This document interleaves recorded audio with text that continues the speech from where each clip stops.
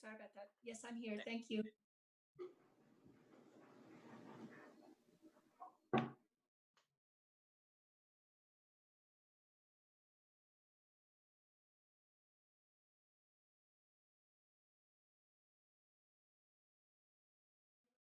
Is Bonnie missing? No, Bonnie's.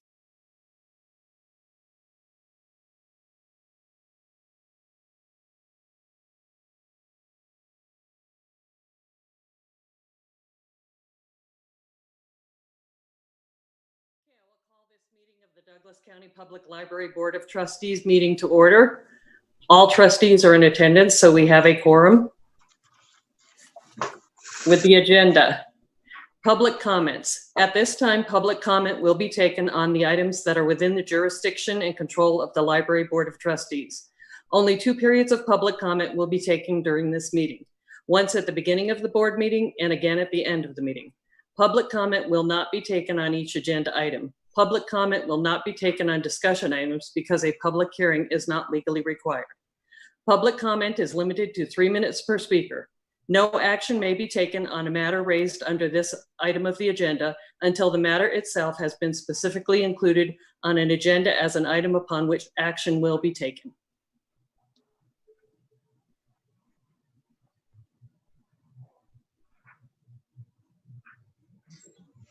Public comment is open, Natalie? Natalie Wood for the record. Yes, Kate, public comment is open. Nothing has come through yet, but it usually takes about a minute or two for it to come in. Thank you. If any of our guests would like to make public comment this morning, you're welcome to do so at this time. And that might be Attorney General Aaron Ford, State Librarian Tammy Westergaard, Deborah Caldwell-Stone from ALA are all here and may want to speak during public comment. Yes, hi, this is Attorney General Aaron Ford. If appropriate, I'd like to make public comment now. Is that okay, Ms. Wood? Okay, thank you so much. Well, first, Ms. Dodson, let me say thank you so much for inviting me to participate in today's meeting. I am calling in to voice my support for the Library Board's diversity statement, which arguably could be reworded more as a proposition than as support for a particular organization, but nonetheless one that could acknowledge that Black lives matter. As Attorney General, I've expressed the need for better relations between law enforcement and the communities they serve. George Floyd's killing punctuated that need specifically within the Black community. And just yesterday, a police officer shot Jacob Blake, a Black man, in the back 7 times in front of his kids. Thankfully, Mr. Blake has not died, although reports are that he's now paralyzed from waist down. An investigation is now underway and we'll soon have a fuller picture of what happened. But the situation itself reminds us of why the cry that Black Lives Matter, a cry that started after Trayvon Martin was killed by a vigilante. And following him, more Black men and women have been killed by police officers and vigilantes, including Tamir Rice, who was 12 years old when he was killed by police. Michael Brown, Eric Gardner, who also died saying, "I can't breathe." Philando Castile, Ahmaud Arbery, killed by an ex-police officer, and Breonna Taylor, whose police officer killers have still not even been brought to justice. To say that Black Lives Matter is to acknowledge at a minimum what Attorney General William Barr recently recognized. And by the way, no one would mistake Mr. Barr for a liberal propaganda peddler. But again, even he acknowledges the widespread phenomenon, as he calls it, that Black Americans, and I quote, are treated with extra suspicion and maybe not given the benefit of the doubt. That's from our top law enforcement officer in the nation. So saying Black Lives Matter does not reflect a belief that all law enforcement are corrupt and racist. Anyone who continues to ascribe to that, frankly, I believe is being purposefully obtuse. Saying Black Lives Matter does not connote a support of violence and ask for it to happen in any particular community. Quite to the contrary, it expresses a desire to eliminate violence, particularly that experienced by members of the Black community at the hands of some members of law enforcement. Every Nevadan has the constitutional right to voice that position, and so does the Douglas County Library. And as I've written, therein lies one of the unnecessary and unfortunate difficulties. And that's standing and voicing support for something that should be an unremarkable proposition, and then risking misinterpretation or worse, reprisal by those who are sworn to uphold the law.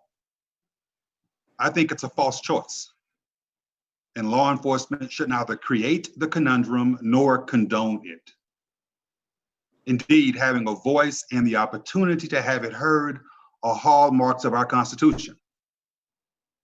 I believe, as do many of my fellow elected officials and many members of law enforcement, that Black lives do indeed matter. You don't have to belong to an organization or even support it for you to believe that Black lives matter and to pronounce it as frequently as you like. And no government official should issue a threat, one that is real or that is perceived to be a threat, to withhold public services simply because you believe and because you say it. And that's the reason why I welcomed Sheriff Coverly's further statement indicating that the library will continue to receive police services. That was undoubtedly the right outcome. But make no mistake about it, it never should have come to that.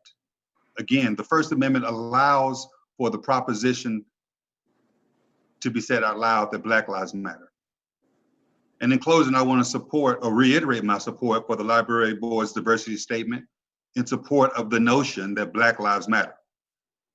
I also want to reiterate my support for law enforcement in general. Those two things are not mutually exclusive. And again, those who contend otherwise are being purposefully obtuse.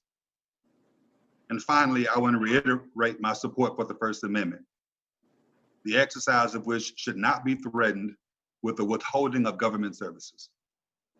So again, Ms. Dodson, thank you for the invitation to speak during your meeting. I know that this is public comment and there's generally not a back and forth between the speaker and the board, but if there are any follow-up questions that you may have, my office remains available to you.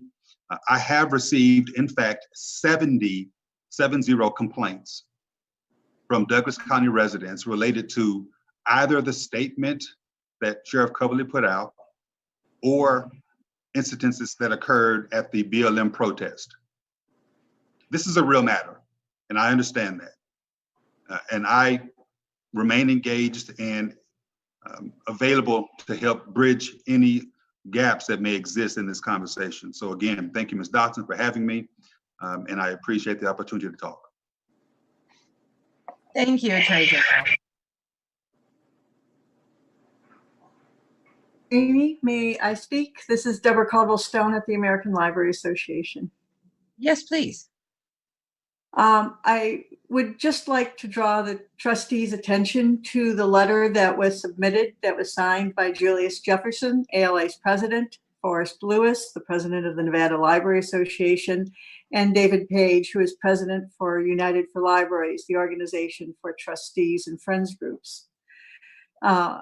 The letter explains and reiterates the fact that libraries have been engaged in the important work of ridding libraries of racism and policies that reflect racism, either implicitly or explicitly, for a number of years, and that this is a particular goal of the American Library Association and other library associations to ensure that everyone receives fair treatment and equal access to the library and finds the library to be a welcoming and inclusive institution in the community. As the letter states, this is not a political stance. It's a very important mission and goal of libraries around the country to just simply go beyond the absence of discrimination to ensure that the library is in fact providing a welcoming and inclusive environment. So we have stated our support for the diversity statement, whatever, or the work towards ensuring that the library is an institution that welcomes diversity and ensures that it's inclusive of all its citizens. As with the Attorney General, we stand ready to offer any services or help that may be needed in facilitating a community conversation around these issues. We do have many resources. We offer workshops and programs and written materials that address these issues and explains it very carefully. So again, I'm happy to answer questions and to provide any information that you may ask for. But I do thank you for the opportunity to draw your attention to our letter again and to talk to you during this meeting. Thank you.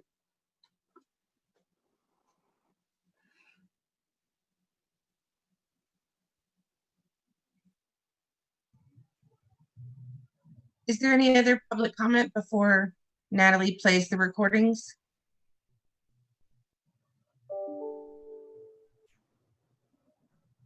Amy, Tammy Westergaard for the record. And can I share? Sure. Okay, thank you. Good morning, everybody. I just want to remind everyone that the Nevada State Library under NRS 379 has a responsibility for public library trustee training. You know, Amy and board members, we've worked together with you already, and we stand committed to engage with your library director, with you, Amy, with staff and the board to help better understand civic fears, to talk clearly about civic truths, and to think together about civic goals.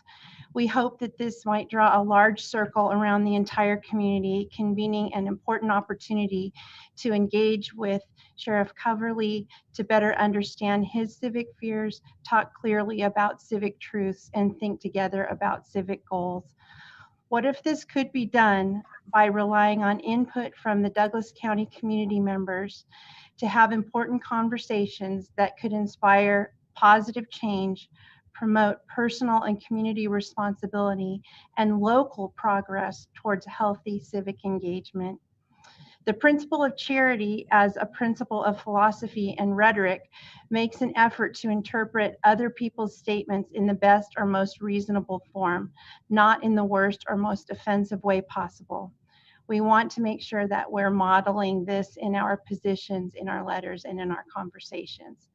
What if the best outcome of this current situation is an authentic, local, and synchronized step to foster what Nevada's Attorney General has already thoughtfully begun?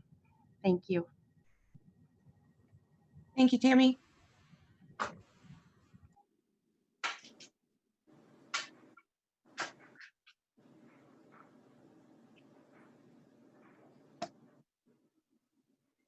Is there any other comment before Natalie plays the recordings?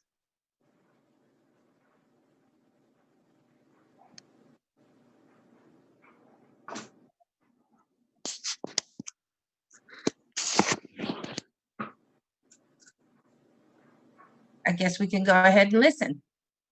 Okay, Natalie Wood for the record. I'm going to go ahead and start playing voicemails that have been received.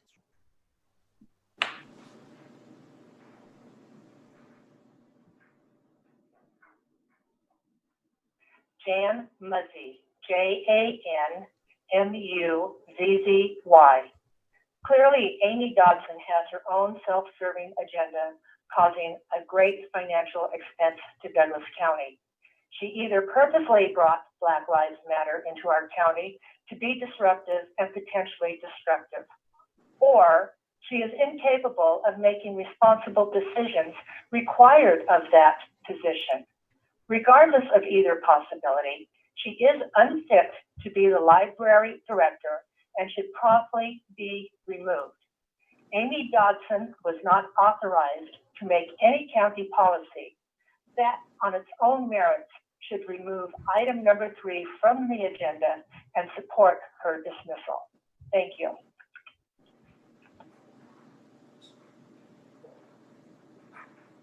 Okay, that's the only public comment that has been received via voicemail, and it came through at 10:02 a.m. So does that close public comment then? Or do we have to wait?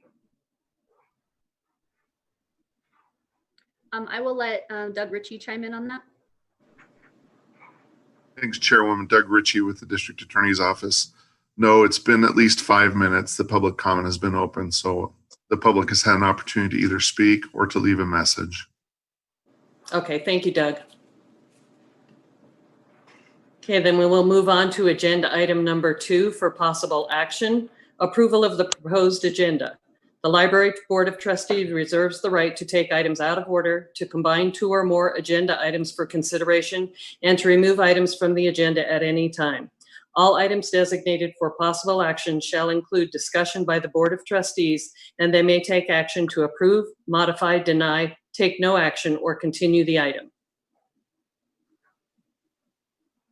This is Bonnie Rogers. I move approval of the proposed agenda.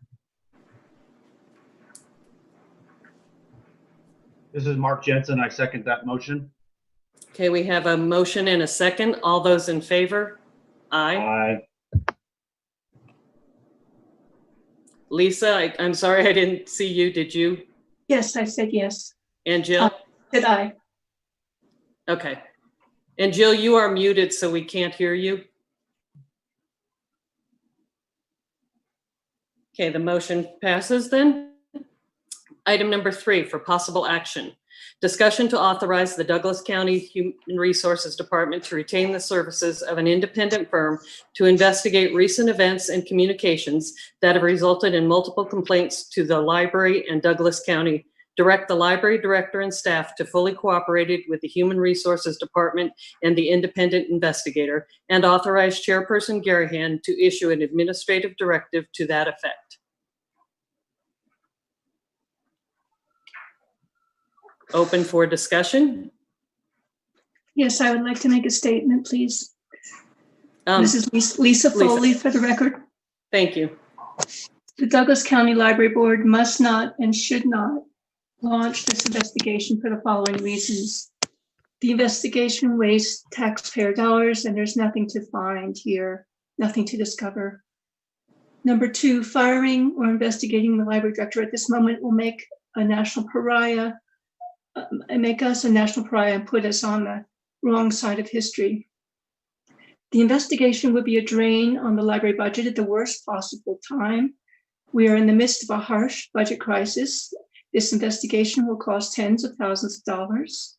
Taking on this divisive investigation amidst the pandemic will demoralize and further distract the staff from their jobs. And what would this investigation prove? In all likelihood, nothing that we all don't already know. Most importantly, investigation would be viewed by the public and our peers as an attack on our director for promoting diversity. We have already gained national notoriety because of the director's post in support of Black Lives Matter, which is not a political organization, but rather a movement for racial equality. If we now investigate the director, we will be widely seen as defending a racial intolerance and punishing a person who wants the library to speak out against it. We, the library board, are already seen by professional peers as being on the wrong side of history. We should listen to the ALA's advice. I'm going to quote from the ALA's letter because I just thought it was very well written, very well thought out. ALA's executive board has called on the library workers, administrators, trustees, and library institutions everywhere to work to end racism in their libraries and to ensure that it has no place in their policies, practices, or behaviors. This is not a political stance, but a sincere effort to go beyond the absence of discrimination in libraries to the implementation of affirmative steps that ensure that the library is a welcoming and inclusive institution for all members of the community. As everyone on this board knows, libraries stand for consideration of all points of view. We represent everyone, not just those with the loudest voices. Let's move on and allow the director and staff to focus on getting their work done rather than burden them further with a costly and misguided investigation. Thank you for listening. Thank you. This is Mark Jensen. Lisa brought up a couple of good questions that we should probably have brought forward as this review or investigation. What is its scope? As in, are the library trustees included that, a review of our actions, and also a discussion of what the cost is and how we might pay for that if we decide to accept that.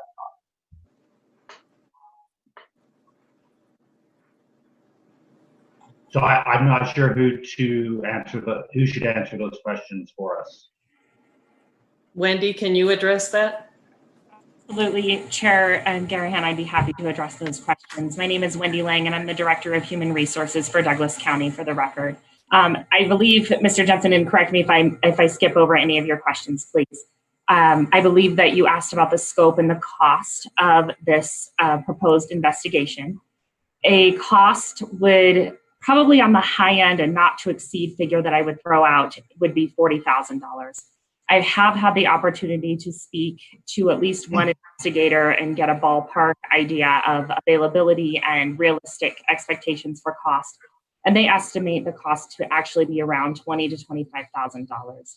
It's difficult with investigations because you often don't know how much effort, how much information there's going to be, and how easy or difficult it's going to be to obtain and evaluate the information gathered. And that volume can greatly drive the expense. And that would be the reason for that cost discrepancy.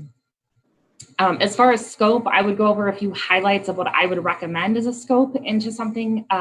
First and foremost, this investigation is being proposed as a fact-finding effort. So an objective investigation into the facts regarding the posting of a diversity statement.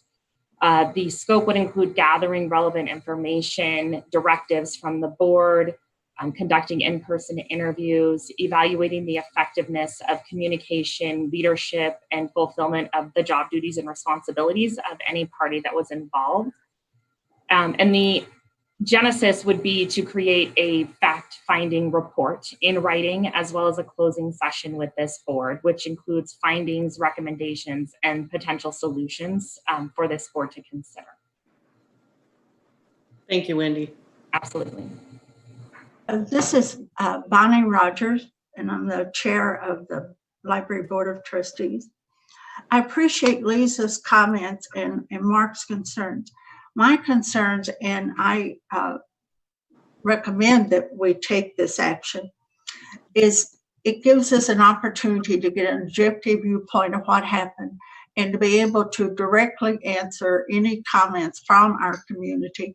But most of all, I think it shows the library board, and the library staff, and the users, and the county officials and residents of the county that the library has taken this seriously on each side. We're objective about it, but that we have an objective report that we can supply to the county, and they won't say, well, you didn't do anything.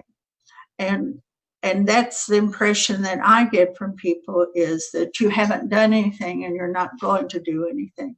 So I think it's important that this board shows that it does take it seriously. It is concerned. And I'm concerned about the continuing discussion coming in about it, that we are taking action and we intend to find out what the facts are in this situation, and then what we need to do from that standpoint.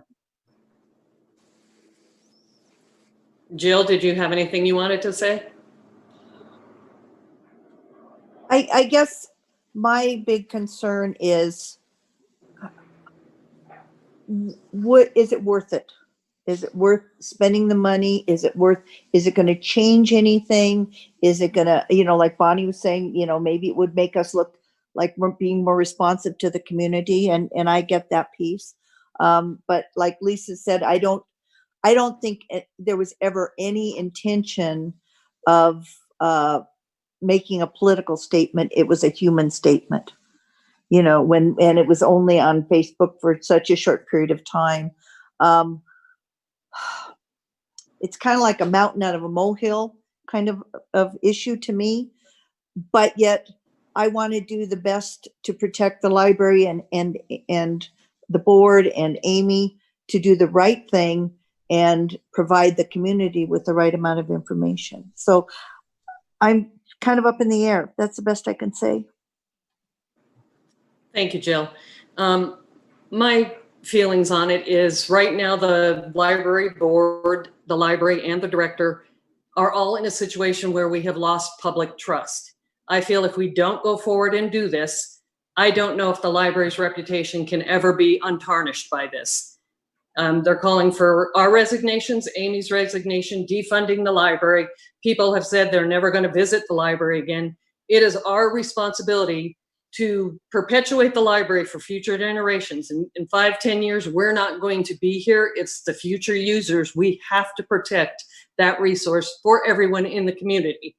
And this has nothing to do with a diversity statement. This is just our public library is for the public of Douglas County. And if we can't do something to try to appease people's fears that we're sweeping it under the rug, that we're being biased in our opinions about it, that I don't know we'll ever get that public trust back. And we will see the library suffer and the employees and the community as a whole. Well, this is Connie again, and I'd like to say that I support that. My concern is, as a trustee, is the library. And I think the reputation of the library, which has always been very high in this community, has now taken, and I hope we can repair the reputation and the trust that we're not going to take actions without the community knowing about it again. And I don't see that even what it takes is, even though it's in a tight budget year, sometimes it's better to spend money in the short run, and so that you can be prepared for what's going to be coming in the future. And I think if we don't, I would also look at the commissioners, and if they would say, what did you do in the next budget cycle? We would say nothing. And I don't want to be in a position of saying to the Board of Commissioners or to the community or to the library staff, because I think they're probably the best that I've seen in my many years here, but that they see that the board is concerned, is taking some type of action to really to have an objective report. Okay, this is Mark Jensen for the record. The word AG Ford used, conundrum, I caught my ear because that's an understatement to begin with, but it also kind of fits where we're at. Ever since all of these incidents began, day to day, I've been learning more. My opinions have changed one way or another. I'm seeing reverberations in the community one way or another, and within the library one way or another. I'm sure all the trustees, all the library staff have had personal impact, perhaps professional impact. And I think a review should not only be looking at what the director did or didn't do, or library staff, but it also needs to be looking at the trustees and also the system within which we're operating, our policies, those kinds of things. We also need to have that third-party objectivity about ourselves in addition to everything else. So that's why I would support a review of this nature.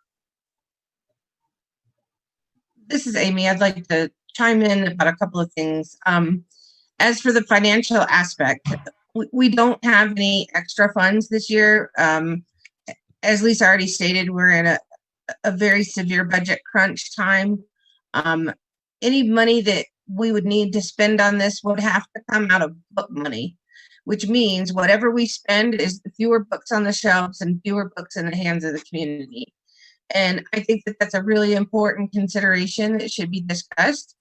Our book budget is already half of what it used to be, and any big blow to that budget is going to have a very significant negative impact on the collection and on our level of service. So I think that that's something that should really be discussed. I think when we say that we want to do this to show the community that we've done something, it sounds as if the primary concern is how the board looks. And I don't think that should be a factor. I think a lot of people are focusing on all of the negative messages that have come through. Even if there are 100 or 200 people in the community that are angry, it's a tiny percentage of the community that we serve. We serve a community of 49,000 people roughly, and 100 or 200 are just angry people who want to speak. And of course, they're allowed to do that. But that doesn't represent the entire community that we serve. And I think we should also take a close look at some of the positive messages that have come through, and not focus so much on the people who want me to be fired or want the board to be replaced. That's the opinion of a few. And I don't think that should be a factor in making a decision like this. Well, Amy, I would say that's the few that wrote something. There are many out there that never communicated via email or any other method that, as board members, we've heard from in the community. So you can't say it's a small percentage, because it's only the people who took the time to make some comment.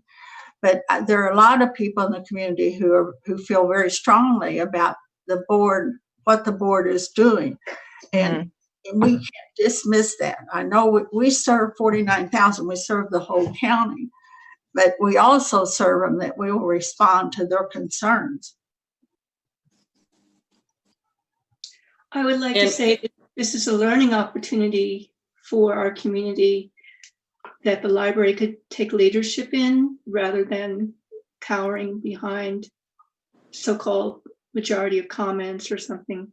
I think that this could be used as an opportunity, as Deborah Caldwell-Stone mentioned, that libraries, over the history of libraries in this country, have taken strong positions to help their community in the end see each other's points of view and differences in a positive light. We're, an educational institution that needs to be a part of the healing process. We've gone, the community is seeing a lot of divisiveness, horrible period that we're going through, but why should we not see this as an opportunity for the library to take leadership and lessening hard feelings and maybe getting along better in future, because libraries are places where people get together and discuss even difficult conversations. This is Mark Jensen for the record, if I may, Kate. I agree with Lisa, and one thing I am wondering is if this investigator or this review, if the type of company that's hired to do that is them formulating some kind of recommendations along the lines of what Lisa's talking about. Is that something that would be within their expertise, or is that something we'd have to look for elsewhere? Because at another board meeting, we could agendize, or I don't know if it's kosher as part of this one, to also pursue those kinds of options. Maybe there's a way to give the library the tools to start those kinds of conversations. Was that a question for Wendy, Mark, or? Yes, please, if Wendy could address that. With your permission, Chairwoman, I'd be happy to expand. Yes. So again, Wendy Lang for the record, Douglas County Human Resources. I do think that as a board, you could certainly add some elements to the scope and specify what you would like the investigation to look into. I do think it's relevant and appropriate, the items that have been discussed here as ideas for consideration. I have not identified any specific firm, but I've been contemplating a variety of firms and targeting highly qualified legal firms who have experience with public entities in Nevada. So I do think that they would have expertise in these areas. And I just wanted to take a moment to note on the cost. That is certainly something that you can set. Adding to the scope would probably increase the potential cost. My recommended not to exceed is $40,000. If you felt more comfortable lowering that to say 30 or 25, I think it would just truncate the work. You could also list that not to exceed price, and the investigator could come to you to justify anything beyond what you felt comfortable spending.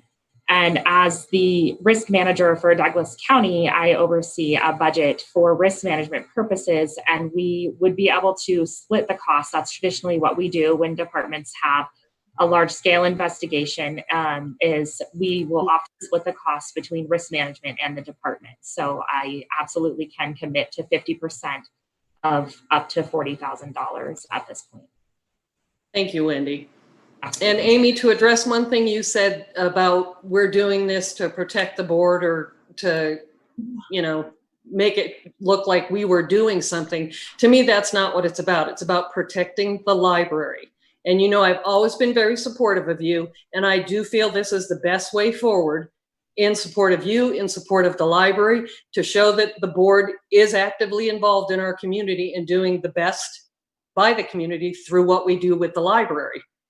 And it's not to single anyone or any entity out. It's just to get the facts, because there is so much misinformation out there and absolute untruths, and to show people that we're doing our due diligence to protect the library. If I may, Kate, yeah, this is Mark Jensen, and you know, everyone needs to remember we're just community members. We're not, you know, some of us have experience in libraries in various ways, but we're just residents here doing our best, and we're not experts in everything, and we need someone to help us in this case. You talk about budget, and I know this is a tough year, and probably because we had just gone to the commissioners to get an increase in our book budget and things when this occurred. I'm looking to the future because I would like to have a library budget next year. And I think if we can say to the commissioners and to our community, we have looked into this and this is a factual report. It's not individual opinions or comments, it's factual report. And then we can look at that and set what actions we need to take. And that way we might get our budget reinstated somewhat next year. Bonnie, I have a question for you. This is Amy again. Are you saying that you think that the commissioners might not give us an adequate budget because of this circumstance? I think it's a real possibility because they serve the public as well, and they've heard the same comments and more than we have. And so they control the budget, and so they can make what decisions they wish to do. But if we cost the county money this year, and so that, you know, you can look at, I'm just saying, I don't want having any more criticism out there saying that no action was taken and we're just going to not do anything, we're just going to look at it and go on, is not sufficient to say to this community. Okay, thank you. And Amy, I don't think it's not about you, it's about the library, and then it's about the staff. And my feeling is I want what's best for the library. I want this to be best for everybody. And I want to make a decision that down the line we can say, this is what we did and we talked about it and we were serious about it. And I want to protect the library. That's the most important thing right now. Okay. And that includes you, Amy. You know, we want you to have the right amount of support. Well, thank you, Jill. I'm glad you said that because I was about to say that the library board has more than one obligation, and one of them is the position of the director and to support their employee, because I am your employee. But I'd also like to mention something else that you brought up, which is the staff. I have great concerns about the staff. Of course, they're my number one obligation. But I'd like to say that morale is low, and that one of the outcomes of the investigation will be that morale will sink even lower. I think the staff feels as if they're kind of being scrutinized and under attack. And so I'm just letting you know, it's not going to do a good job of making the staff better or happier or more committed. It's going to cause a divide. But of course, I'll do whatever the board wants to do. But I want you to know that there is an impact on the staff. And Amy, I believe there's already been a huge impact on the staff through all of this, that we need to address it, because it can't continue for people to badmouth the library, you, the board, the employees. It just, we have to do something to preserve the library and the staff. And I mean, I've always been very supportive of the, everything about the library, but right now we're being accused of having no integrity and being very biased and stuff. And we have to get to the bottom of this matter as clearly and as unbiased as possible and move forward, because preserving the library and its reputation is the goal. Okay. Hey, Kate, could I make a motion? May I make a motion? I would move that the Library Board of Trustees authorize the Douglas County Human Resources Department to retain the services of an independent firm to investigate events and communication. The rest of that agenda statement.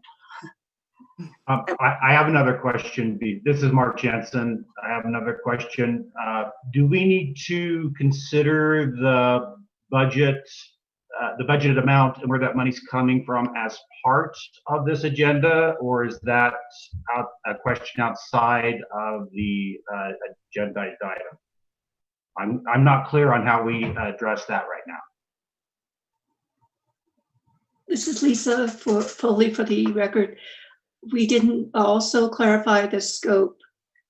I think that there were some proposals. And I also asked separately whether it seems like it's the investigation or it looks like the board is doing nothing. Is there some kind of thing that we can do that's positive that isn't an investigation? I mean, we haven't discussed that. There should be, this is, I think, unfortunately, that we're covering in a way, the investigation is just to, yes, protect the board, protect the library in a certain speak without doing anything positive. It's really harming the library in a lot of ways when you look at it. And so be it that there's some people who don't like a certain point of view. That's the way the world is right now. We can move on. Mark Jensen, for the record, Lisa makes a point about what is the scope, and as we discussed the idea of some possible recommendations on moving forward with some education education efforts.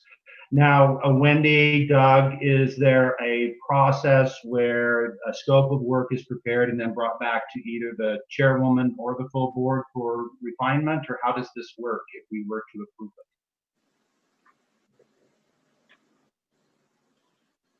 Chairwoman Doug Ritchie with the District Attorney's Office. There's a pending motion. Vice Chairwoman Rogers could amend her motion to include specific scope items as well as budget items. I do want to clarify something, though, that the money does not have to come from books. This board determines what the budget is and what will be funded. And ultimately, those recommendations would go to the Board of County Commissioners, for instance, a budget augmentation. So this board determines how anything is funded. And then augmentations in excess of what's been approved for this fiscal year would go to the Board of County Commissioners, which may or may not be approved. So to answer your question, there could be a friendly suggested amendment by any commissioner or trustee, excuse me, or Vice Chairwoman Rogers could amend her motion or complete it to include like not to exceed amount and specific scope items. And then specifically to you, Trustee Jensen, the board could give specific parameters and then authorize the chairwoman to work with the Human Resources Department to further define the scope of work. if Doug, I would prefer for Kate maybe to work with the HR to define the scope, because I don't have specific things right here now in front of me. So I'm not comfortable amending the agenda item just on the fly. I'd rather have, it could bring back, if we have to look at it another meeting, I hate to put it off longer, but could they then circulate the scope to the board for approval? What Kate and Wendy talk about.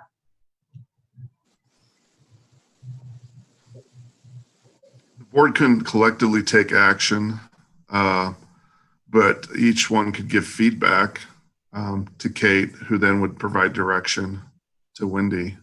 Okay. You just couldn't deliberate as a body. You'd have to basically trust Kate. Yeah. Well, I do. So that would be. I would thank you. Put a limit on it, a friendly limit on it of maybe $30,000. This is Amy again for the record. Doug, I have a question for you. You mentioned something about budget augmentations. Is there something in particular you have in mind? I don't know of anything that we can augment to the budget. Well, right now, I know you've had salary savings. I know you've had different requests to the county for reassignment for budget items. If you're talking about a budget augmentation, if there's additional funds that came in, for instance, if there was a gift that came into the library, or if the library could always submit a request to the Board of County Commissioners for an augmentation to help pay for this. I mean, there are multiple ways to address this. My point is that the library board is not powerless. They control the budget and they make recommendations to the Board of County Commissioners. Okay, thank you for clarifying. And just to clarify, the reason I mentioned that it would have to come out of books is because we don't have any other funds to take it from. Every dollar that we have is committed and stretched. And so really that would be the only option in our current budget, unless, as you said, we approach the commissioners for another option. I don't recommend taking it from a donation, simply because when people donate money to the library, sometimes they ask for that money to be directed into something specific. And even if they don't, I don't think that their expectation is that they're paying for an investigation. I think that when people make donations, it's for books and programs and services. I agree. Is there anything else we could do to mitigate the situation, to make things smoother? Is there a different avenue that we could take? I mean, whether we say to the public, we're doing some trainings, we're getting together, we're going to work some of these things through, we're going to maybe look at our bylaws and make things a little clearer. Mm-hmm. Is there something else that we could do to support the library, to support Amy, to support the board and the community without going through this? Chairwoman, if I may, okay. Doug Ritchie, the District Attorney's Office. I mean, that presupposes that this board collectively knows all the facts. They know how it was drafted, how it came out, how the communications with various county departments occurred. It presupposes that you know what went wrong, or if anything went wrong. The board may view this as there's nothing wrong, that nothing happened. But it presupposes that you know what corrective steps need to be taken. I think, as Wendy Lang explained, is that you have an outside party can come in without any bias or preconceived notions, look at all the complaints that have been raised, look at the facts objectively, and then come back to the board with, this is what I discovered. These are areas I think that may need improvement or not. And then this board will decide, as you said, what steps, what training, what changes in policies can occur. Mark Jensen, if I may. And this might be coming at an appropriate time in the library's history. We had the longtime director, Linda Deasy, retire a few years ago. Amy came on board. Us as a board, we've been discussing our bylaws and seeing the need for updating. And so maybe this is really a useful thing for us at this point in the library's history to bring things up to date, to make sure they're working for everyone. That's very good, Mark. I think we need a second to the motion, don't we, Doug?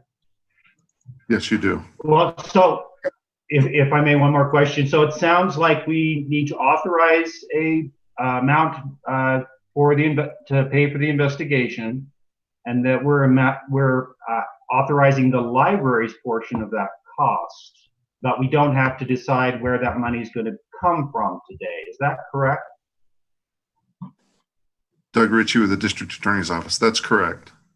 You can authorize the action and then work out with risk management how the actual split will go. So it seems we can only authorize the library's portion of that cost, correct? That we don't have the authority to spend Wendy's money. The motion could limit how much the library is willing to pay toward this. That's correct.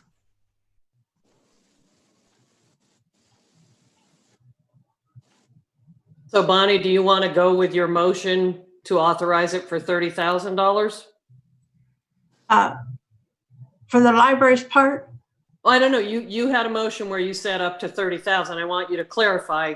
Do you want to amend that to a lower amount, just the library, or 30,000 total, including HR's part? I would say 30,000 including HR's part. 30,000 total to be divided between risk management and the library. And Wendy, if I could clarify, is it definitely a 50-50 split? I think that would be helpful, and as we're talking on the record, to clarify that that's the intention of and of the library. Okay.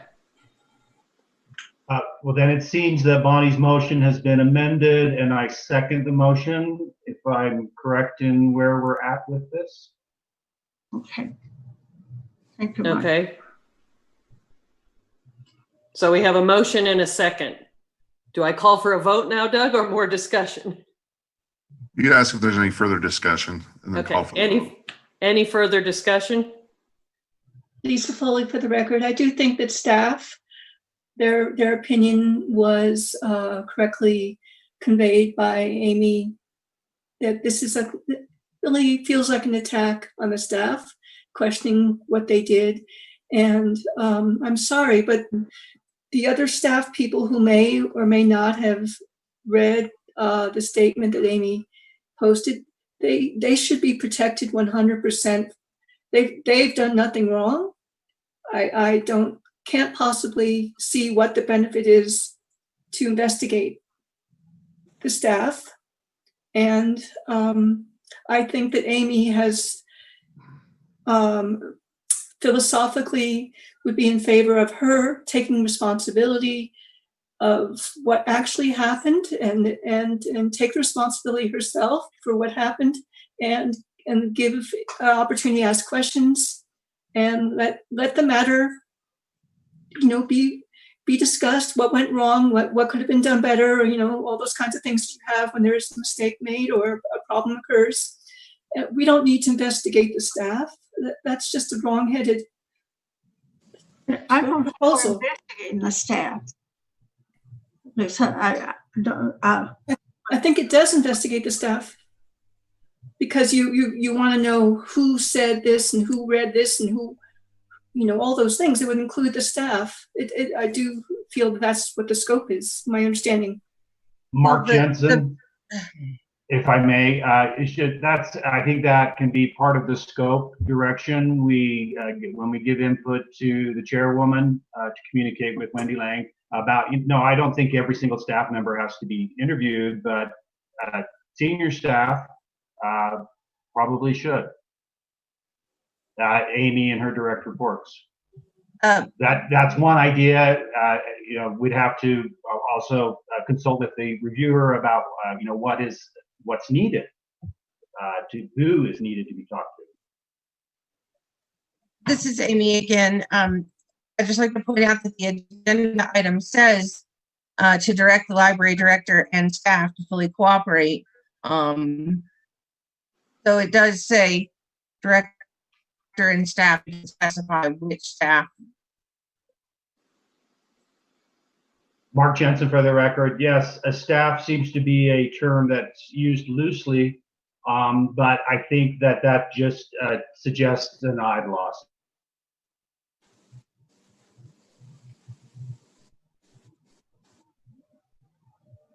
And I look at it as an opportunity for staff to tell this objective person that they didn't like something. The board did too. It's not just about laying blame with someone. It's to find all the facts and give everybody their opportunity to speak to it. And I know the word investigation, it's like a review of everything that went on so people can give their input of how they think things went.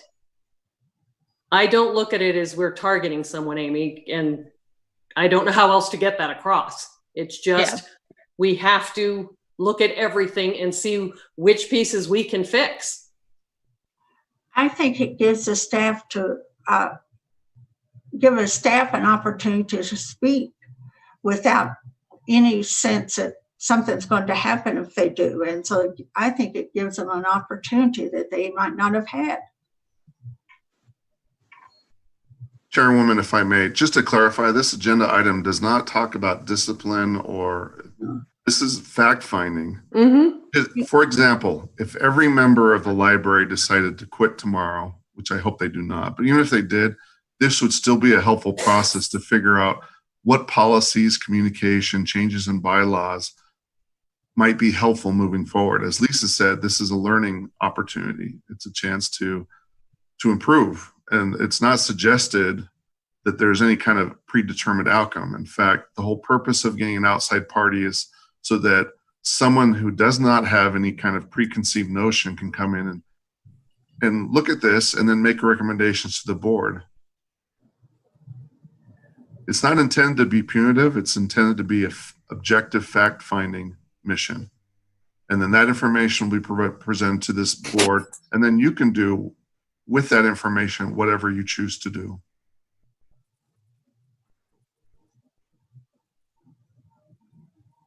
Okay, so we have the motion and the second. Any other discussion? Okay, then I'll call for the vote. All those in favor? Aye.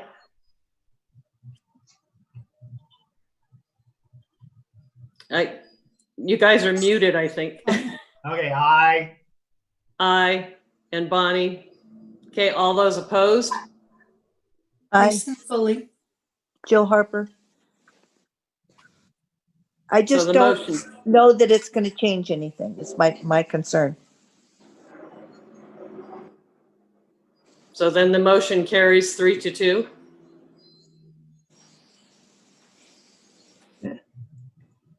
Okay, moving on to the next agenda item.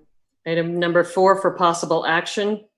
Discussion to approve revisions to the fiscal year 2021 budget within the category of services and supplies consistent with the allocation of $480,000 approved by the Douglas County Board of County Commissioners, and a discussion on the impact on the library's services, programs, and functions.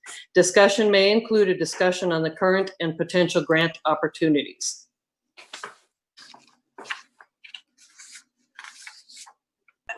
This is Bonnie Rogers again, and I have a couple questions, Amy. Under item 520.085 and 520.240, it's internet data lines and internet service. Are those the same things? No, they're not. Paying for an internet data line is like paying for a phone line. That's the physical line. The usage of that line is the one that's 520.240. The other is the service, just like you pay for internet service at your home through a carrier. So they're separate things.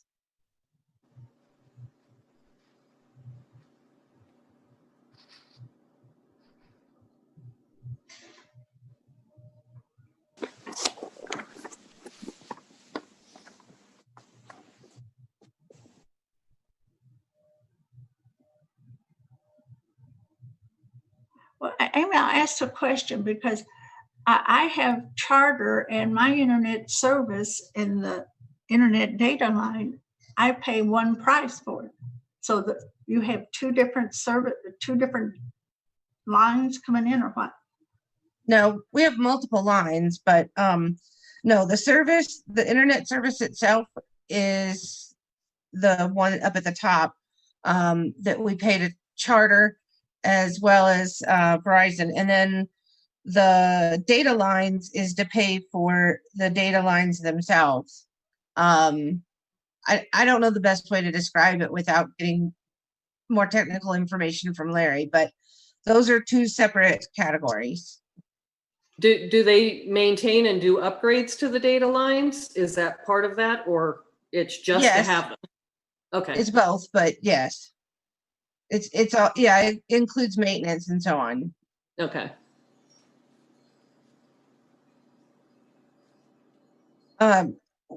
One item I'd like to call to your attention is janitorial services. We entered the county entered a new contract with a new janitorial company, and so that amount will go up by about $8,000 this year from last year. And I don't know where those funds will come from yet.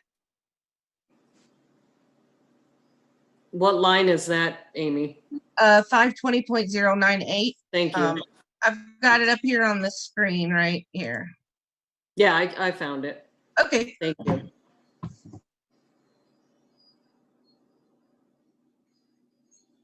If we don't have the bookmobile in service this year,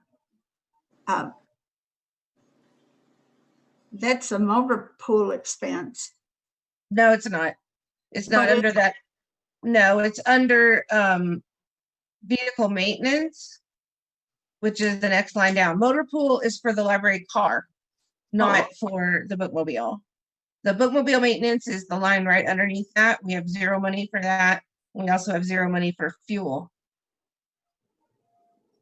And Amy, just wondered why there's $1,000 for bookmobile phone. Is that just We've disconnected that phone since then? But that's what that line is dedicated to is mobile phones and hotspots. Thank you. So who has a mobile phone besides you, Amy? I think I'm the only one now since we've turned off the bookmobile one.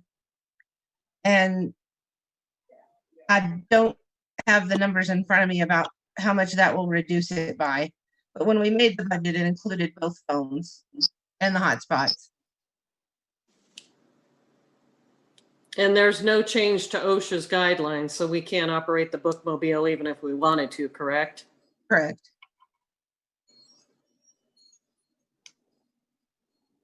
Question, this is Mark Jensen.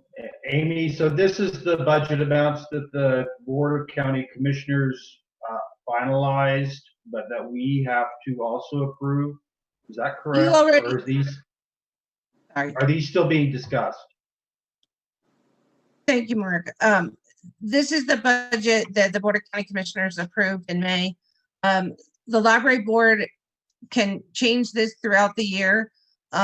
In other words, you could reallocate funds from one line to another throughout the fiscal year at any time, and we can just request a transfer or augment.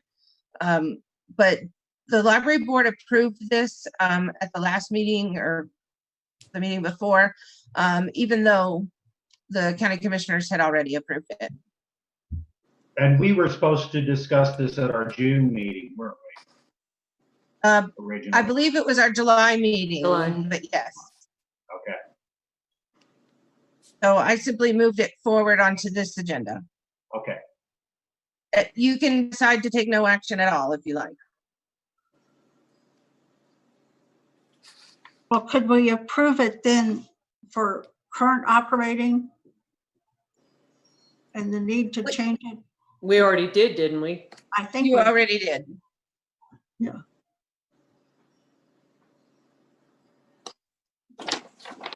So we can just make a motion to go with this budget and make future adjustments as needed? You could certainly do that. Is there anything right now that you see that needs to be moved? No, not right away. Okay.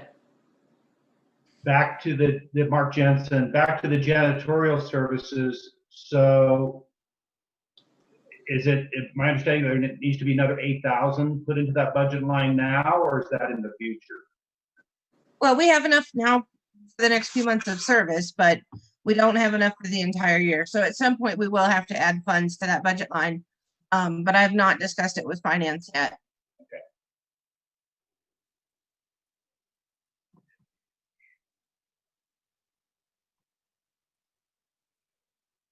Any other questions or discussion?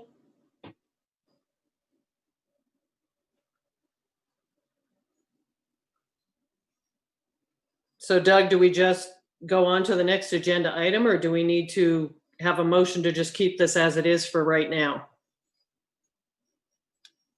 Thank you, Chairwoman. Doug Ritchie with the District Attorney's Office. Because it is for action, I would recommend that you go and have a motion to approve the budget as presented.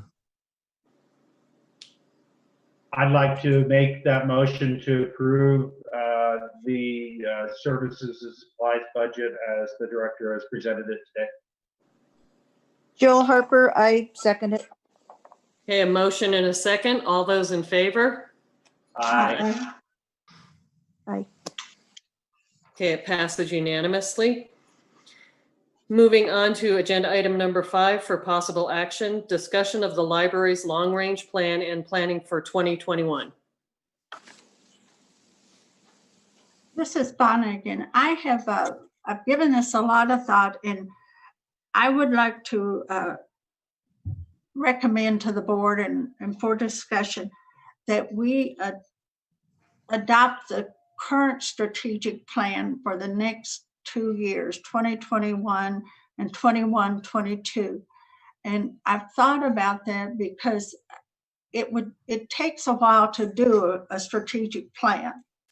And so if we started now, we probably, with all the other things we have on our plate, couldn't get there until next summer. And so at least we could have an adopted working strategic plan in place. And then we could say to the state library, we have taken this action to extend this the next 2 years to give us time during this time period that we've been closed and all the other things going on to develop a strategic plan for the next 10 years. That's a suggestion. I just thought so. Thank you, Bonnie. At this time, I'd like to ask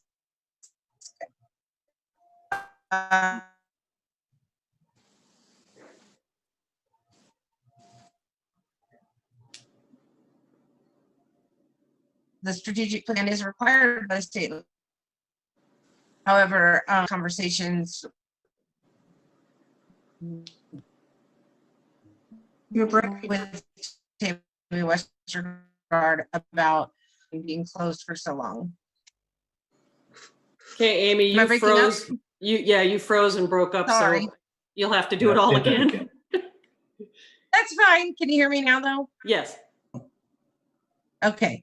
Well, I was going to ask if State Librarian Tammy Westergaard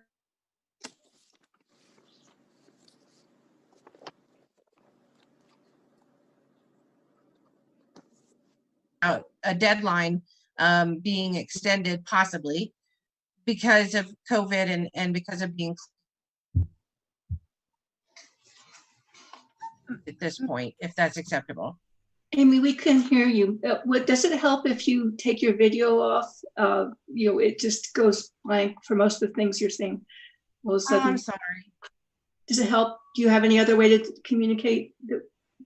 Yeah. Well, if I may, I think she's asking Ms. Westergaard about what statute allows, what the state library will allow as far as this long-range plan. Madam Chair, for the record, Tammy Westergaard, Nevada State Library Archives and Public Records. So the responsibility is to have a 5-year plan on file with the Nevada State Library and Archives. So it's a 5-year increment. Yeah, Tammy's speaking now. Sorry. Go ahead, Tammy. Okay, it's a 5-year increment, not 10. And then we like for you to revisit your plan at the halfway point to sort of see how things are working and if you need to make modifications to it. So those are the guidelines from the State Library, if that helps.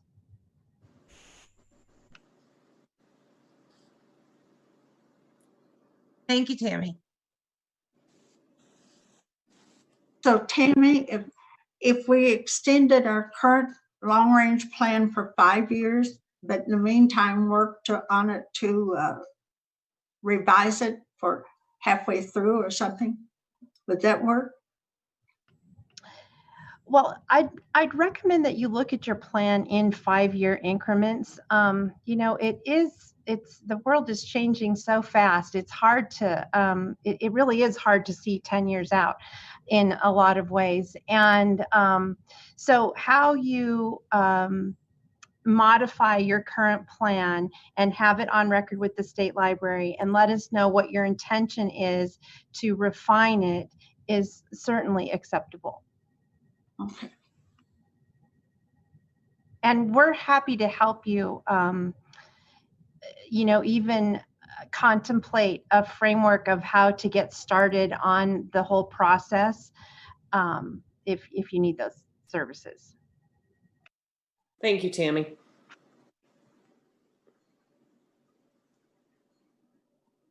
So Amy, what would you recommend?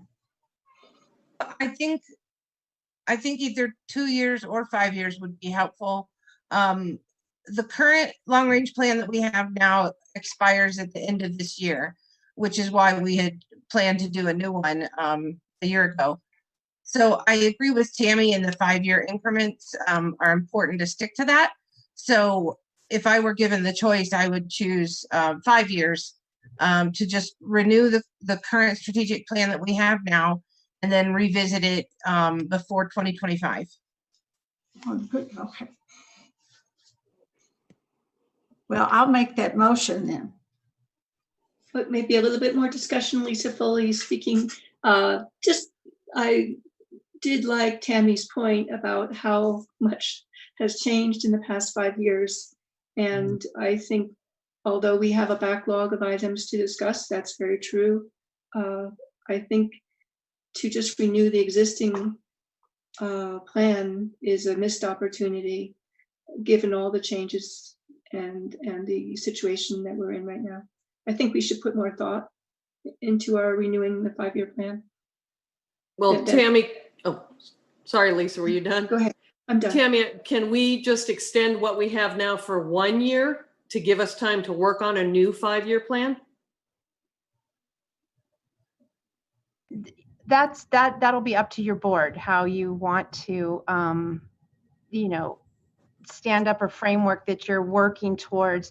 I think that Trustee Foley brings up a good point that, you know, even moving forward with a decision right now, you know, potentially even between now and your next meeting, you could have had a bit of a more thoughtful conversation about what you want things to look like in your long-term plan.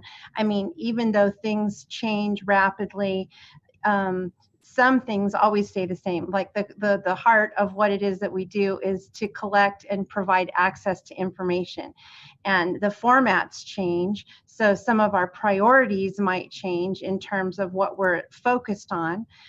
For example, right now, all libraries across the state are very concerned with continuing to support families and students as they struggle with access to the internet and you know, maintaining progress in school and all of those pieces. And many library systems are concerned with helping adults access training programs to help them pivot into new careers, given Nevada's economy and some of the ongoing propositions that are in front of all of our communities. So I'm sorry, Amy, I think I missed what you said, that your current plan expires at the end of this year. Is that correct? That's correct. Right. So this is month 8. Maybe your board could even consider putting together a little subcommittee, or just to engage in a little bit more discussion before you decide how to extend your plan, even though you want to really take a deeper dive into it in the next couple of years, if that makes sense. Okay, thank you. Mark Jensen, I kind of agree with a little bit of everyone. I think that we do need some more time, especially since there have been a lot of extra things going on, and so to be kind to our director and staff in that sense, I like the idea of extending it, but I also think that it should not be extended for too long. That the points Lisa made are valid. There's been a lot of change, and we need to make something happen with it. Maybe sooner, maybe later, but not too much later. No. That's why I thought a year or two extension could get us time to really do some work on it. But anything, we can do it. I don't know that in the next few months, if we don't meet in person and sit down and have really good discussions, that we can come up with a change to the plan. And our plan addresses few changes in technology and things the way it is now, and increasing student access and things. So in a way, it really does address the two things you talked about, Tim.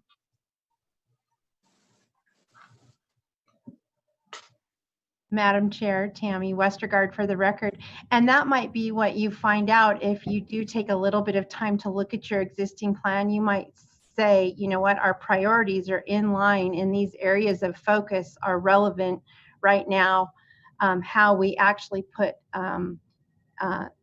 programs and strategies behind the goals will be what you will go through in a strategic planning process. But the high level areas of focus might very well be, you might be very well on point. And then in that case, you could meet and recognize that your framework is good and then extend your plan. And then with that, recognize that you're going to go through a process by which you really identify some of the, like I said, the programming and the priorities of how to deploy it. Our objectives to achieve those goals there. And we do that annually. So, Amy, Mark Jensen, could you state again what your recommendation is in this regard? Thank you, Mark. My number one recommendation would be to follow the 5-year increment and renew our current plan, and then begin work for a new plan to go into effect in 2025. However, I think there's value in a lot of the things that trustees have said today. So thankfully, there are lots of options.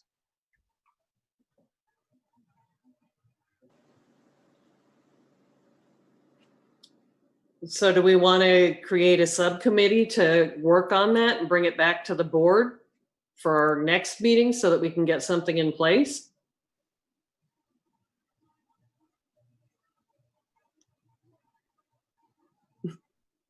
How many people can be on a subcommittee? As far as like open meeting laws and that sort of thing. I don't know how that works. Doug, are you still there? Yes, I'm still already just turned off because of the Right. technology. Did you hear Jill's question? Did you restate it? I heard it, but now I'm. If we create a subcommittee to work on the long range plan, how many people can participate in that without violating open meeting law?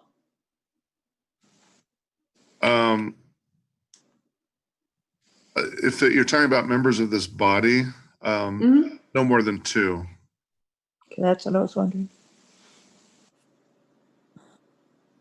But the subcommittee can include non-trustees as well, right, Doug?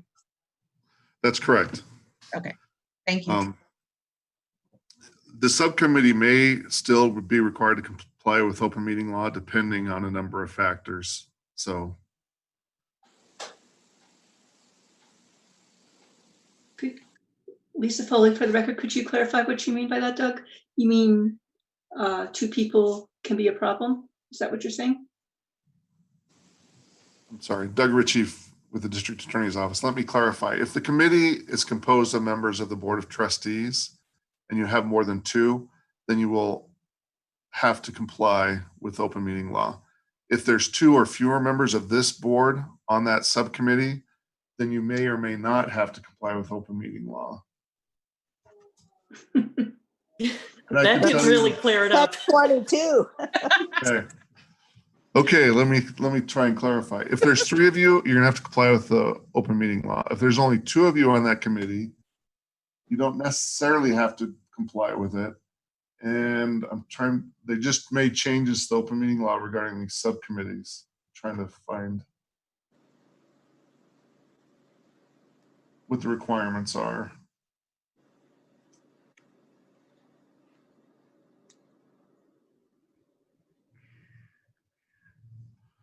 I'll have to look.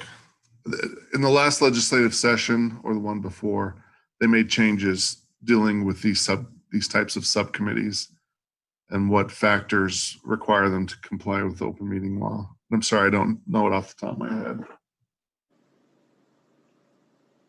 So Amy, do you know if you have any draft ideas to get the discussion going for the strategic plan? Do you have anything that you could present?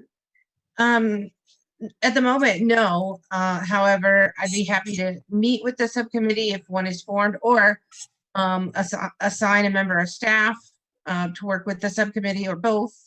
So I'd be happy to do that. And if you'd like me to bring things to the next meeting considering the strategic plan, I certainly will. Okay, I withdraw my motion, then we can put it on the next agenda, maybe. So does she have to make a motion to move that to the next agenda, Doug?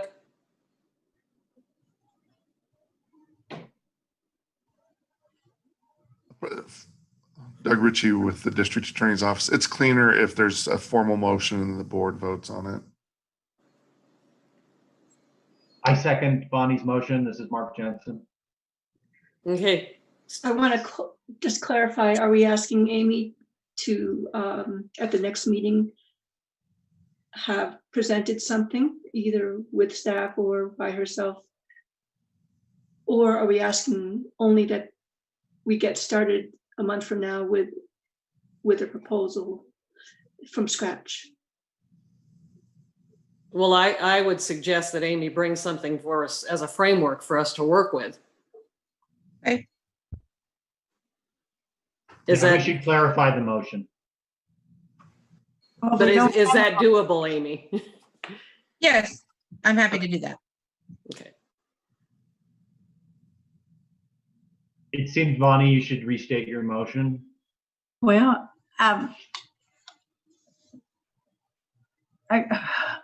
let me think. So that we place the library's long-range plan for planning for 2021 on the September agenda, and that the library director will bring a framework for board consideration. Is that what we said? I'll second that. It seems that's what we need. Any further discussion? Seeing none, all those in favor? Aye. Any opposed? You're in favor, right, Lisa?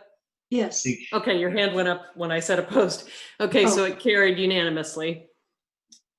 So we will move on to agenda item number 6 for possible action. Discussion and possible action regarding publicly accessible library email accounts for library trustees. And I asked that this be put on the agenda because of what we've just gone through. The public felt that there was no way to contact the board and that we were somehow hiding from them. So Larry has created me an email account, and I just worked with him this morning and got it all finalized. If any other trustee would like an email account created for them, they can do that through the library, and then we can have the county post it on the website where the trustee and contact information. So it's open for discussion whether you would like that or not. I have the account for me as chairperson. Now, the current email address, Board of Trustees at Library, that was on the website and I assume still is, that's still active, right? Honestly, I'm not sure if it's still active. It hasn't been used in years. So I would have to double check with IT to see if that one is still active. But that is meant to be sort of a group catch-all email address, just like the one we have on our website that's info@Douglas, blah, blah, blah. So I believe this item is to establish individual email accounts for each trustee. Just putting the option out there if you want them, because like I said, I have one that was created for me as the chairperson. But it's up to you. Haven't been on the board when all this came up a few years ago, and Mark, you probably remember. We had a discussion, and it was written someplace, I don't know where now, that there would be an email account that would go to the chair of the trustees. And Amy, you can help me just be clear on this, that rather than having individual accounts, the board would have an account that the chair of trust would go to the chair of the trustees. Then the chair of the trustees would share those emails with the board. And now that was 2 or 3 years ago, and it was written someplace. But again, finding out now this year during this, I don't know if that account, because one person wrote to the county manager that when they tried to use the account, they told that it went to Amy. And so I'm repeating. I think that was the info at the library. Not. Mm-mm. Yeah, that's where we've received the bulk of emails. Bonnie, I think your memory is correct there, and that was established for the board chair, but I think that was maybe 3 chairs ago. It's been a while, and I think it fell by the wayside. Yeah. But we could still use it, couldn't we? I believe so. I'd have to check to be sure. But then it would go to the chair. Yes, we could give access to the chair. If it still exists and is functional, then yes, we could give access to the chair. But I think it's up to each individual trustee as to whether or not to get one. I think the intention that Kate mentioned was to put those on the website so that the public can contact trustees. And I think Kate and some other members might not want to put their personal email account on our website. Right. I know. Right. Personally, I hate having an account through the library. She can let us know if there's anything else that we need to know, rather than somebody targeting every single person. Do you see what I'm saying? It seems like that's your central place. And if there's questions or the public feels like they need to contact somebody, why not the chairman? Well, in the past 18, 19 months that I've been on the board, I've never received any emails, that in theory went to the chair. So I would like it to be one email that the chair is required to share with all the board, because I have felt uninformed of public comments. And so it's possible all this time we did not receive comments that we should have been aware of. So rather than, it's just really the same thing, but just have a requirement that all emails are shared with the board at every board meeting, just in the packet, so we're aware of public comments.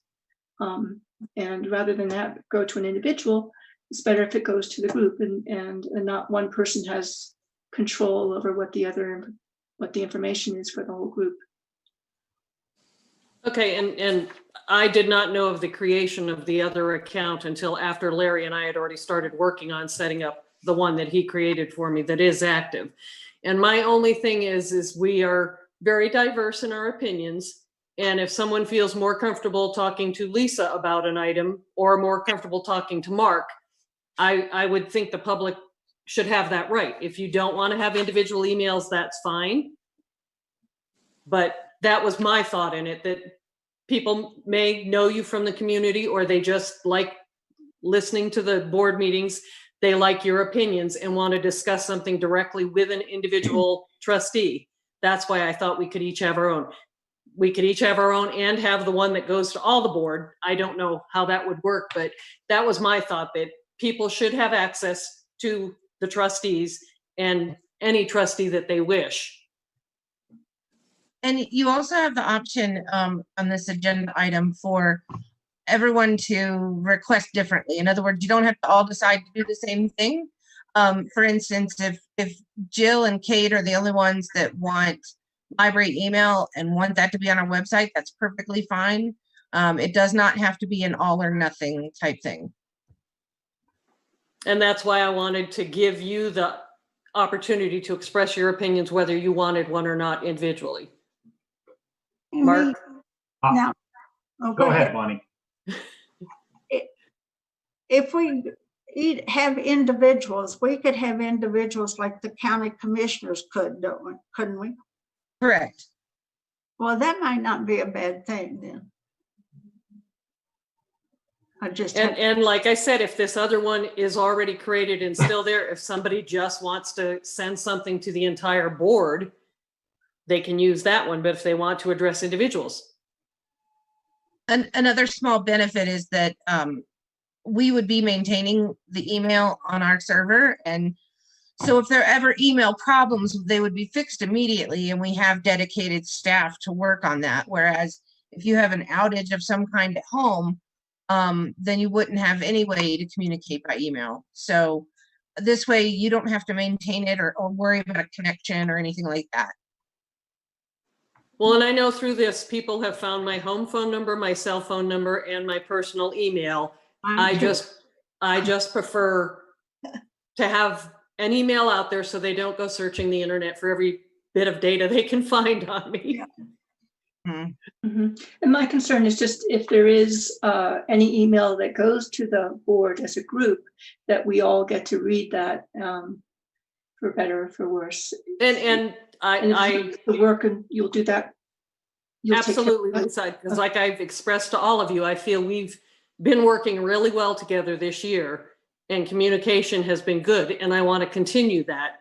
So yes, I have no problem if we use the board email, that it goes to that one for everybody, that all of that will be shared. But like I said, if a person feels more comfortable talking to Jill or talking to you, Lisa, that they should have that opportunity if they didn't want to include the whole board. I'm hoping Mr. Ritchie can make sure we're all aware of the open records implications, those kinds of issues with email that's hosted on the county's equipment.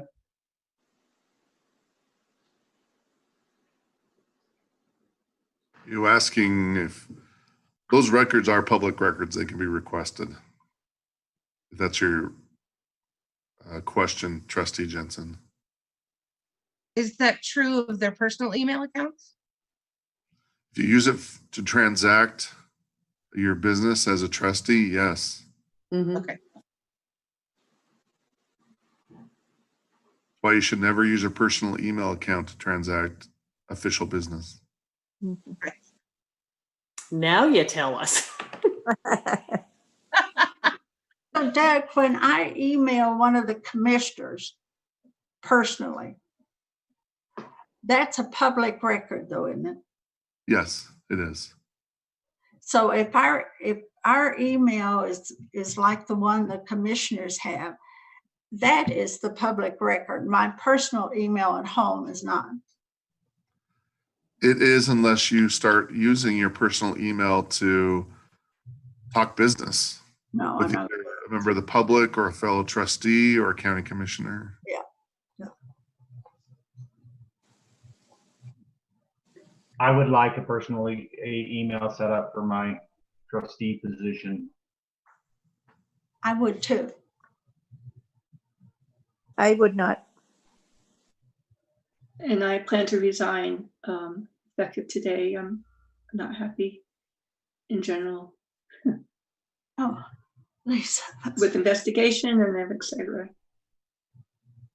Oh, I've- Lisa. Yeah, I've just been holding on day by day, and so I'll not miss the board. I'm sorry you feel that way, Lisa. I am too. Too. Me too. I think you're a very valuable member. Mhm. I'll I've think really it over. I haven't written a letter, but I will think it over tonight. And I haven't, as Tahoe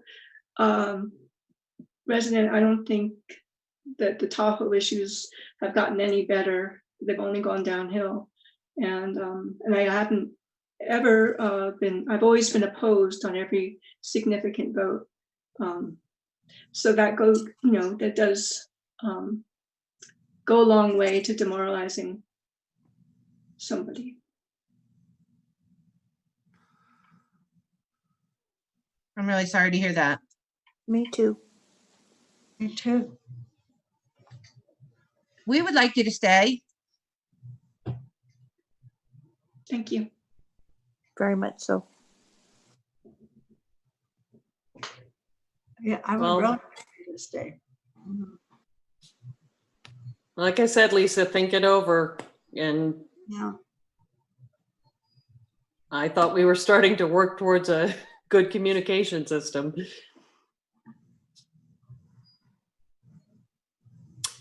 Okay, so back to the agenda item. So Bonnie and Mark would like an individual one created for them.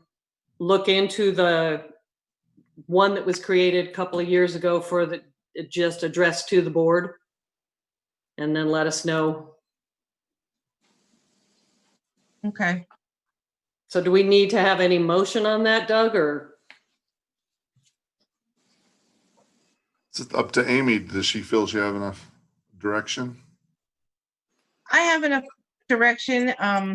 So we'll create an account for Mark and for Bonnie. And I will check on the status of that generic email for the board. And I'll just add that at some point in the near future, Larry Wilson will be in contact with you to set up that email account and help you get it going. But no, I don't need a motion, but whatever you want to do is fine. Okay, then we will move on to agenda item number 7 for presentation only. Presentation on the current library operations within the county, state, and federal mandates and guidelines in response to the coronavirus pandemic. Okay.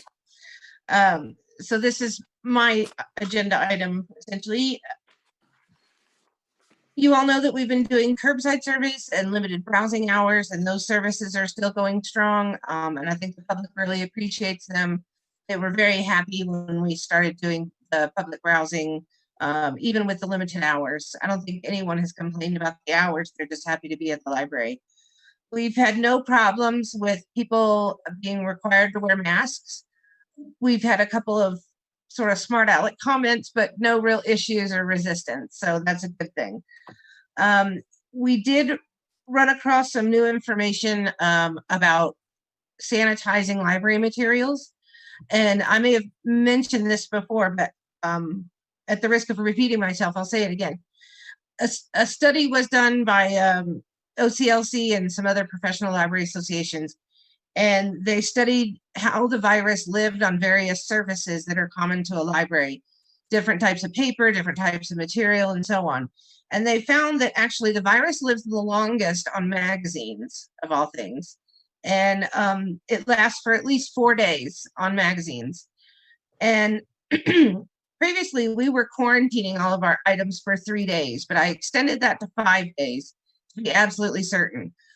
They're saying that the study said that the virus doesn't live on books quite as long, but at least 2 to 3 days. So I just made a blanket decision to quarantine everything for 5 days to be on the safe side.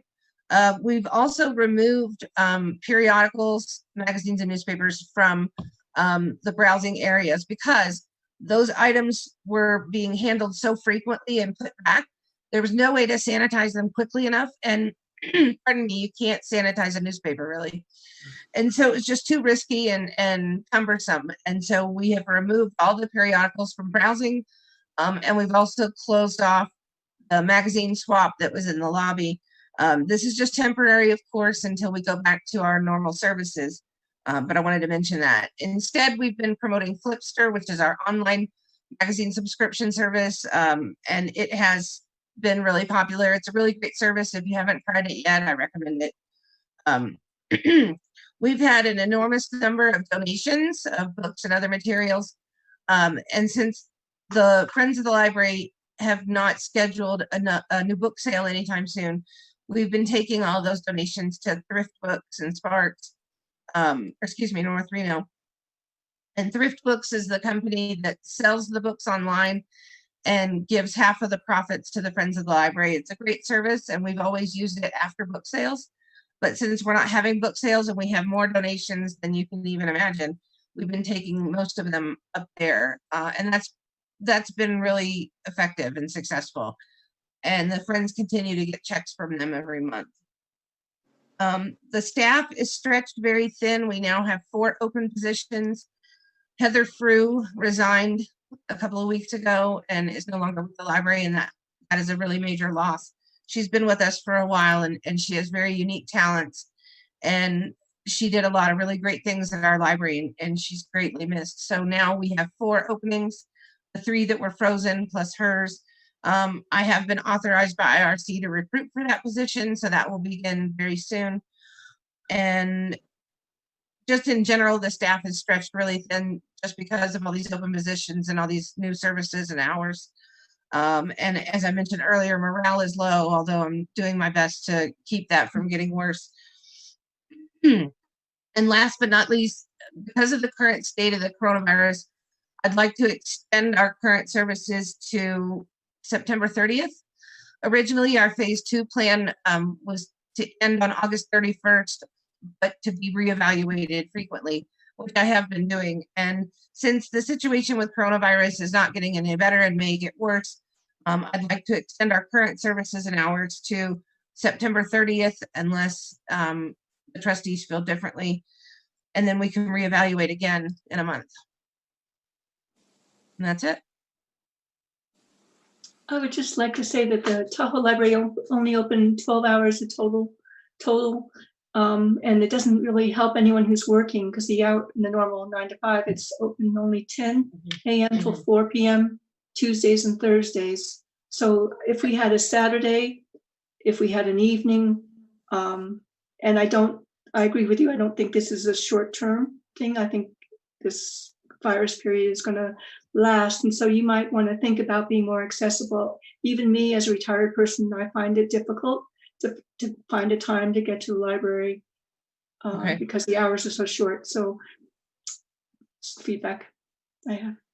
Thank you. I appreciate that, Lisa. And I have talked to the supervisors about that, and we would like to find a way to either change or supplement the hours up at the lake. And having so many open positions, it makes it really difficult. But what we could do is change the hours in Minden to add hours up at the lake. We're just stretched that thin. That's certainly a good option that I'm looking at to see if we can change or add hours up at the Lake Tahoe branch by changing the hours in Minden. It's difficult to get enough staff in all the right places right now. But I agree with you. I think we should have either evening or Saturday hours up there. So I'm looking at it. Thank you. And did the bookmobile driver leave? Yes, he did. So have you July. filled the position? Yes, we filled the position with a transfer that was supposed to be transferred before the pandemic started, and then it was frozen. And so IRC approved carrying through with that transfer. Has the person started? Yes, and she's great.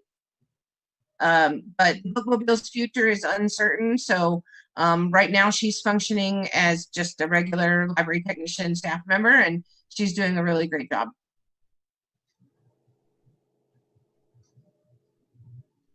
Well, thank you, Amy, for all that you're doing for the library. I know it's a very difficult time, and you guys have really risen to the occasion. Thank you, Jill. I appreciate it. And I would like to also thank all the staff, if that could please be communicated, that I have felt that they're bearing a lot of stress these days. And I want to say I personally thank them for their hard work. I sure will. Thank you, Lisa. I will. I do too, because a few times I've been down to pick up something at the curb and things.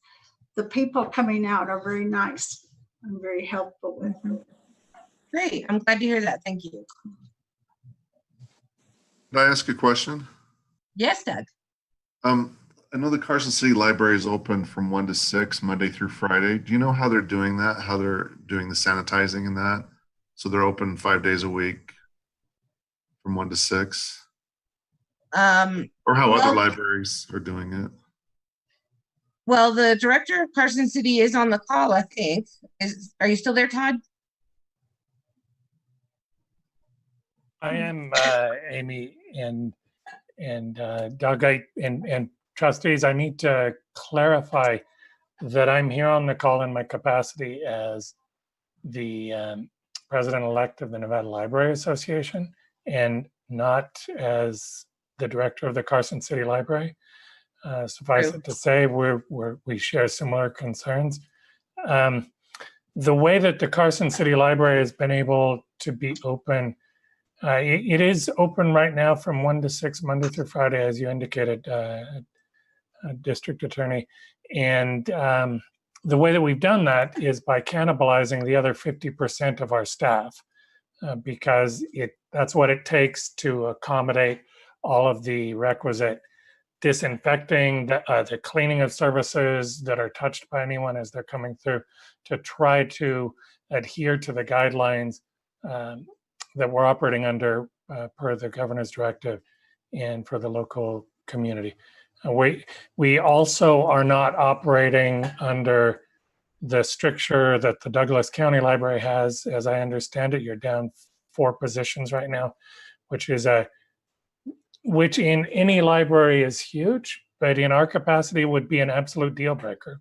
4 positions would shut us down, full stop, if that answers the question. Thank you, Todd. Are we down 4 because one of them never was filled and it was a new position? That's correct. One of them was never filled, and that was the supervisor position for the lake. The others were frozen. And then, as I said, we just had 1 resignation. So that's what makes up those 4 positions. 4 vacancies. 4 vacancies, correct. What are they besides Heather's and Well, Heather, who's a senior library tech at Minden, the supervisor for Lake Tahoe, a library technician for Lake Tahoe, and a library page in Minden. So everyone's taking on a larger workload, to put it, real frankly. And so it is very difficult for us to maintain the hours that we do have, which is why if we wanted to change the hours at one location, we'd have to make another change. At the other location, it's all, intertwined. I will say that the curbside service in Minden is every day, Monday through Saturday, and it's been hugely successful.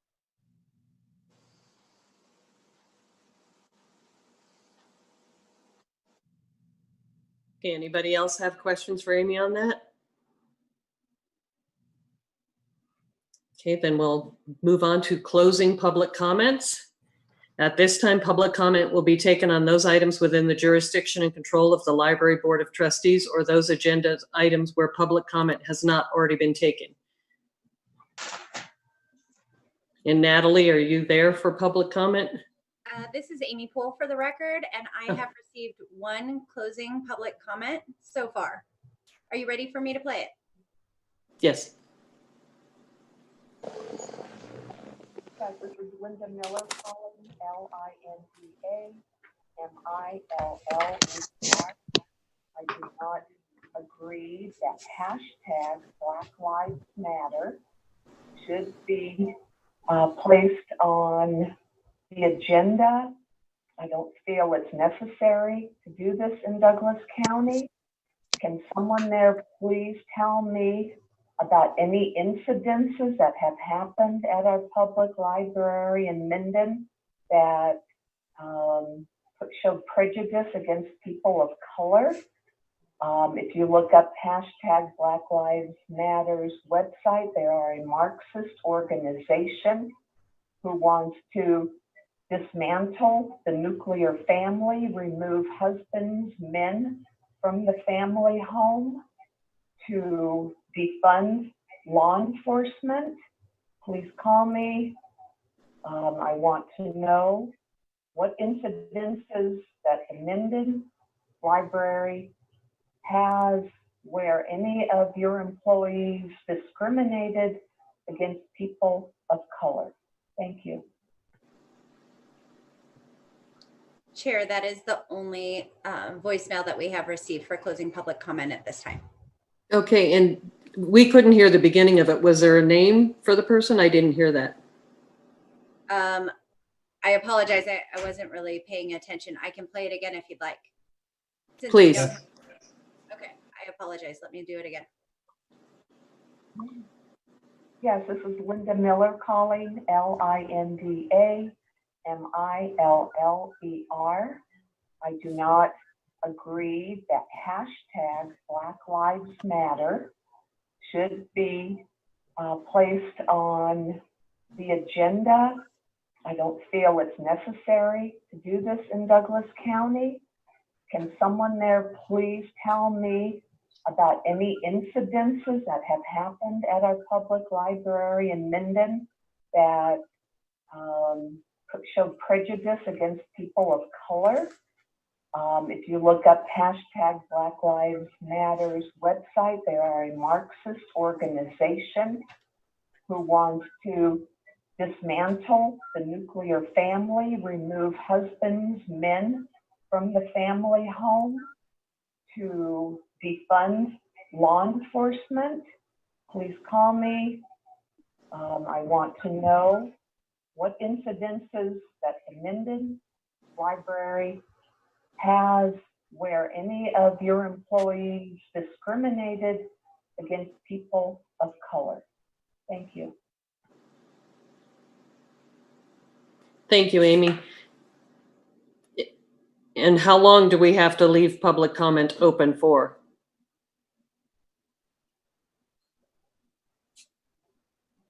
I believe it's 5 minutes, but we can give anyone in on this meeting an opportunity to give public comment as well.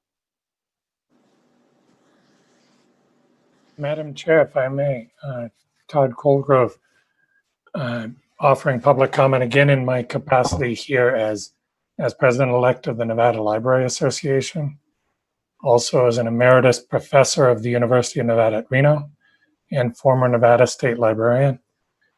I want to thank personally, not just this board for its deliberation, but also Deborah Calder-Stone and the American Library Association, the Nevada Library Association, and the United for Libraries Association of trustees, library trustees, advocates, friends, and foundations who all collectively pulled together over the course of the last month to draft the letter that I'll call your attention to again, that's in the supporting materials associated with this meeting.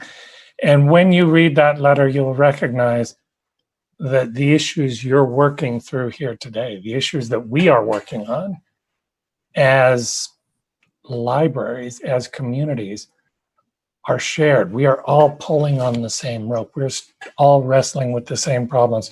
And to the extent we reach out to one another and pull together, we stand a chance rather than isolating and hunkering down and getting whittled away.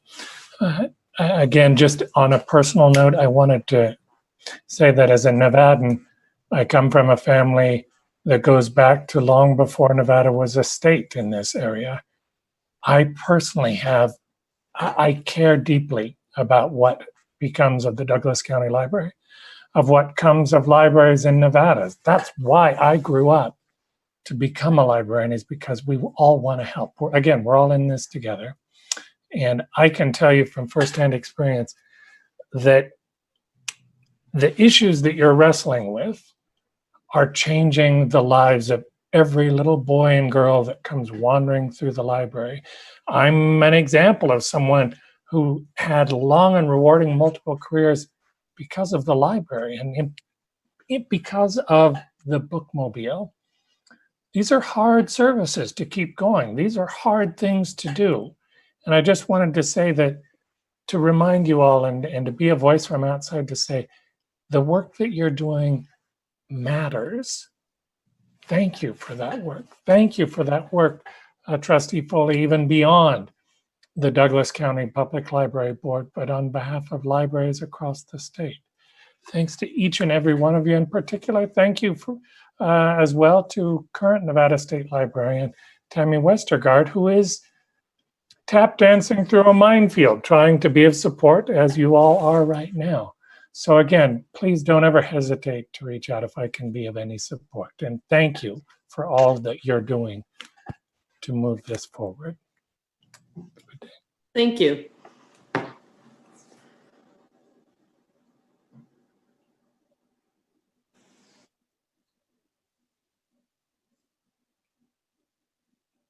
For the record, I have received 2 additional public comment voicemails if you'd like me to play them, or are you waiting for any additional comments from anyone on Zoom? I think you can go ahead and play those.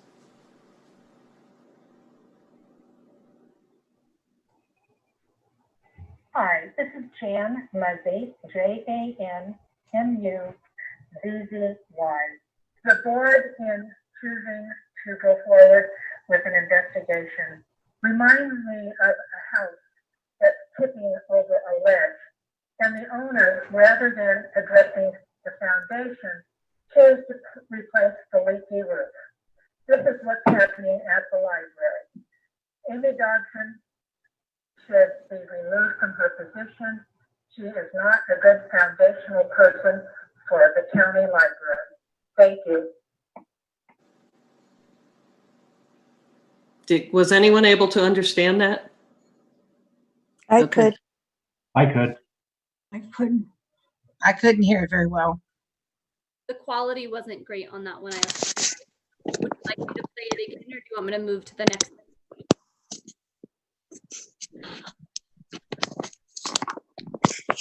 Would you like her to play that one again or move on to the next one?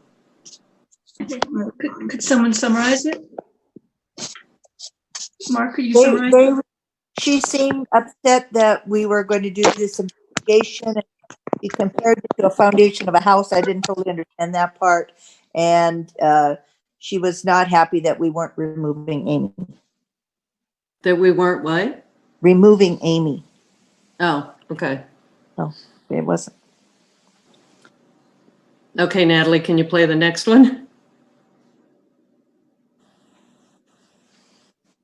Hi, my name is Adrienne Sawyer, A-D-R-I-E-N-N-E, Sawyer, S-A-W-Y-E-R, for the record. First off, defunding the library is as ridiculous as defunding the police. Second, I am disappointed to hear that there is going to be a costly investigation into our diversity statement. I don't see an investigation by DCSO into the sheriff's perceived threat to withhold services. Why? Because he came out and clarified his statement. The director has done the same. Why the double standard? Libraries across the country release similar statements, a diversity statement meant to let all members of the community know that they matter. An investigation, instead of an investigation, community roundtable with the library, DCSO, community members would be helpful. There is so much division in this community, so much anger and hurt. Instead of looking for blame, maybe we need to get to why we have these divisions and work to come together.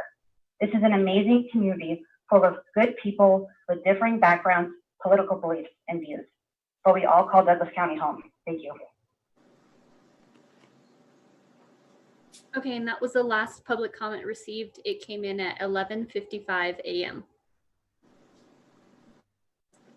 And are we good to close public comment now, or do we have to leave it open for one more minute?